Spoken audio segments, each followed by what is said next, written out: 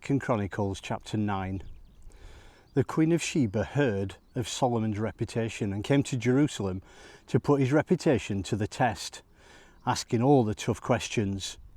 She made a showy entrance, an impressive retinue of attendants and camels loaded with perfume and much gold and precious stones.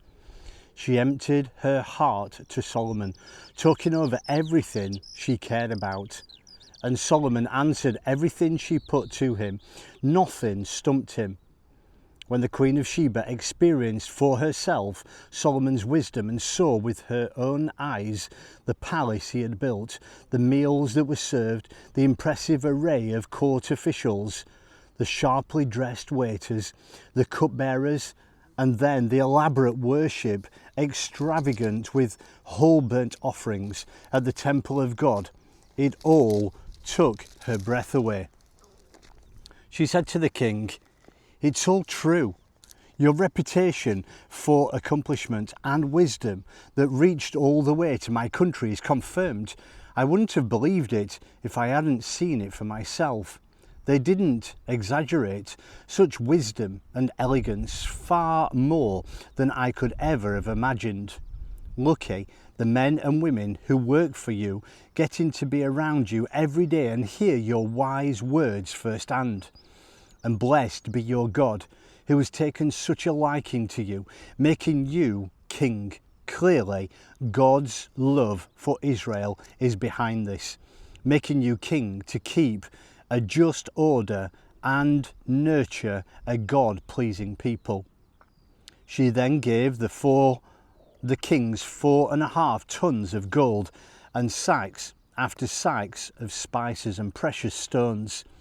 There hasn't been a cargo of spices like the shipload of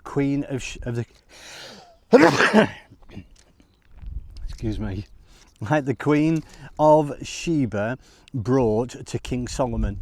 The ships of Hiram also imported gold from Ophir, along with fragrant sandalwood and expensive gems.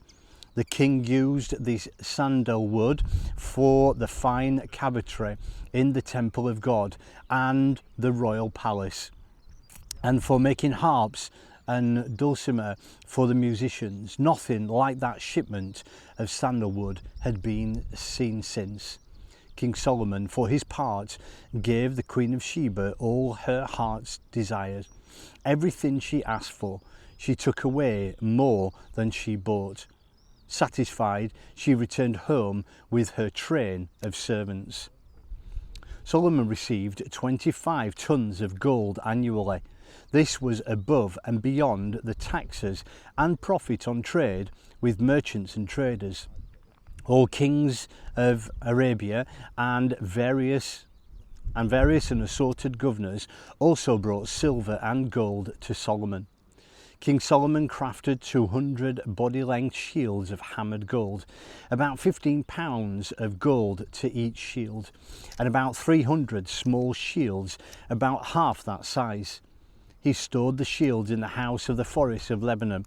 The king made a massive throne of ivory with a veneer of gold. The throne had 6 steps leading up to it with an attached footstool of gold. The armrests on each side were flanked by lions. Lions, 12 of them, were placed at either end of the 6 steps. There was no throne like it in any other kingdom. King Solomon's chalices and tankards were made of gold, and all the dinnerware and serving utensils in the house of the forest of Lebanon were pure gold. Nothing was made of silver. Silver was considered common and cheap in the time of Solomon.